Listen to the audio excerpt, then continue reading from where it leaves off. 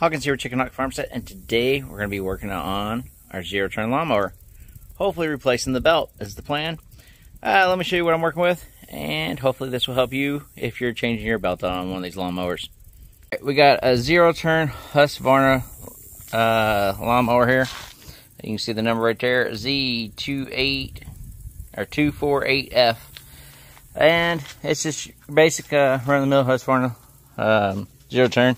This one is a 48-inch cut, and when looking for a belt, it's not that easy if you don't know exactly what you're looking for. Because you tell them you want a 48-inch deck belt for a Husqvarna, well, then you got zero turns, you got the regular riding tractors, yada yada. So, everybody knows you can take that plate off to access the belt and everything. Right over here is your little plate that's supposed to show you how to put the belt on. It's not the best. It's missing a lot of pulleys, and you just gotta kind of use it, but also got to figure out what you're working with, because it's not showing like these pulleys in the setup for whatever reason. I don't know why they designed it like that, but they did. One of the other helpful tips that I learned after the fact is under here is all of our replacement parts. So it's got the part number and stuff, so you can Google that and look it up. You get a screenshot if you need it for this one in case your plate's gone for some reason. So it does at least tell you your replacement parts, and that's nice. What sucks about it is I just wanted to know the length of the belt. I didn't want to know their specific part number. But if you look up their belt, you should be able to find a length, because this is an aftermarket belt. It is not their regular belt. Their regular belt that they want you to put on this thing is like 80 bucks. If I remember right, I'll put it up somewhere on the screen. I think that thing was less than 30 if I remember correctly. So I'm going to put this on. If everything works good, after about a week or two, I'm going to go ahead and order another one. Because I don't know about you all, but I go through a lot of belts. I live on a country property, and sometimes I mow higher grass than I should. We got 7 acres sitting here. So on the back end, there's some spots that sometimes I cut into. The ground isn't perfectly flat and smooth, so I hit a bunch of bumps. It is what it is. So I usually replace a belt a year. Yeah, I know. I've asked around. Apparently that's a lot. Anyways, getting into this, it's not that bad. Once you get into it, pulley moving. Then tensioner pulley there.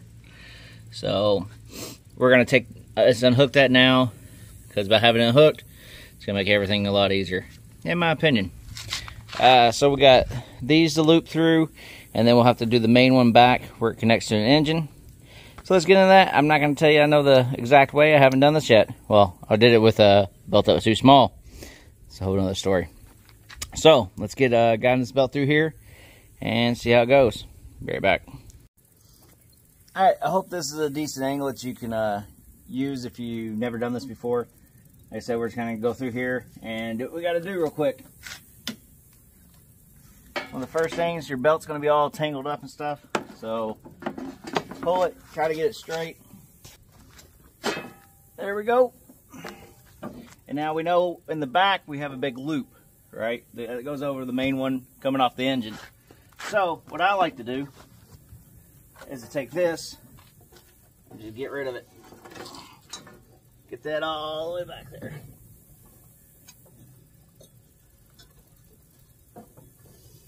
Can.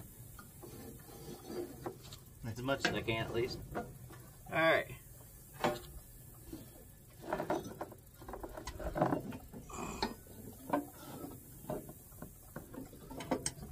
I said, we don't want any twists in this. We can help it. So we got to round this one.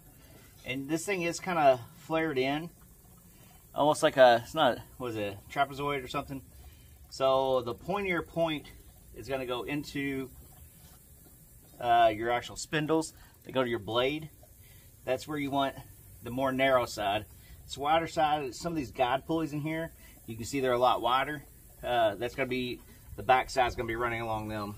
So we're going to put that around the back there. It's going to make this pointy side point towards here.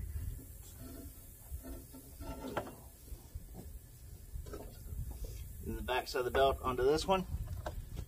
We should be able to reach over here and put that on there. Alright, let me take a peek in. And Let me get this camera and see if I can show you all this. Like I said, some of this stuff isn't just, it's just not the best to be videoing. But let me show you what I got down here and a little bit closer look. There, you can see we got it on there. Goes from there, up and around. Back side of the belt onto this bigger pulley here. Front side to this one. It goes around, hooks around that one. Once again, the skinny side's going in towards that pulley.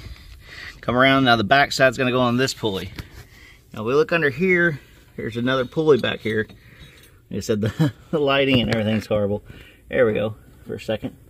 Another pulley back there. So this thing, belt that comes from the towards the engine, we want it setting with its back against there. So the two backs are setting here now, and you can kind of see we got a loop going back. So it comes from that loop, the back of it hits that pulley, makes it come around, and the front of it hit here. Now we got to go to the back end of this thing and actually get on the ground, go into there. You can jack this up if you want, but I don't think it's that necessary. So I'm gonna get me a foam pad to lay on. Be right back. These little foam pads, I think it's a pack of 4 you can get from Harbor Freight. They're like the little mats you stand on. They work great for when you gotta lay on gravel, grass, anything. Put your knee on it, whatnot. All right, let's take you under here with me real quick. See if we can get this done. See that big pulley right here? All right, this is the main shaft coming off the engine. We have one here. Now this belt is going to be for, I want to say, I had that slip off before. I think that slipped off before. One of them did, where I lost, like, basically lost power, and it wouldn't move because that's what's actually driving. But this one down here is for the belt, and you can see the belt's laying down there. I'm trying to do what I can to get y'all the images. So we need to come up through here, and then we're going to put it over this pulley. So I'm going to reach my hand to this little area and feed it through there. And we'll be back after that. No need of y'all trying to watch me struggle on that. Alright, I got that around there now. And I'm not going to lie, I cheated. This thing was too tight for me. So I just got up and went around. Popped it off right here. Because I'd rather, if I'm going to have to pull this thing on, I'd rather do it up here than do it back there. So now I'll get this on this pulley. We should be good.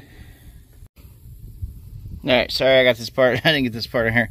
But I just started here and kind of slowly turned this. And by doing this, I was able to get that finagled on there. Now our last piece, we need to hook that spring back to there. And then hopefully everything will work. So, I'll make sure I record that part. Be right back.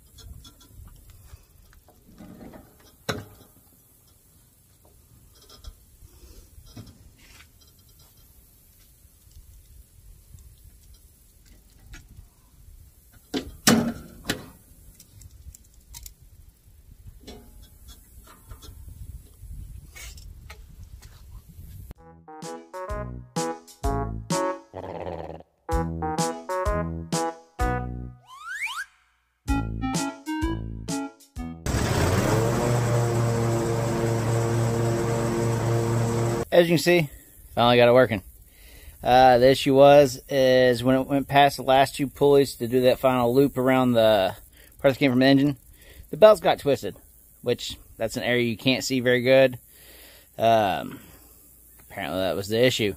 I also did loosen up the tensioner on the tensioner spring because that belt is brand new, it's very tight. So if I see any slippage or anything like that, now I can start adjusting it down. In my head, that's what that whole part should be for.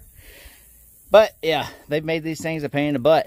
So be really careful, double check, triple check. If you can lift that back end up to get under there and see a little better, might help. Just remember when you're pulling and pushing on belts like that, when something's lifted up, you got a chance of it falling. That's why I didn't want to do it. But, you know, throw that back one on. Once you got all the rest on, pop it off that side like I showed earlier. Put the back one on, and then push and pull on that little front one. That way you're not underneath there doing that. Does make that a lot easier. Also, this little thing, if you ever put together a trampoline, this is your spring puller or something. Worked good for that tensioner spring. A lot better than the wrenches that I had. You know, just hook on there, pull it, and hook it on a loop just like you do on the trampoline. So there's another tip there. All right, if you stayed to the end and got that tip, you're welcome. Not, have a go. Like, share, and subscribe, and see y'all later. All right, now we got that thing on and working. This is the edit because I just ended it and I forgot that I needed to put this thing back together. As far as putting it back together, if you took it apart, you should be able to put it together. Don't forget to put your caps on over your edge pulleys. Secure everything. Put all your tools away. That way you don't get anything lost. You don't get anything in there to mess anything up. Have a good one.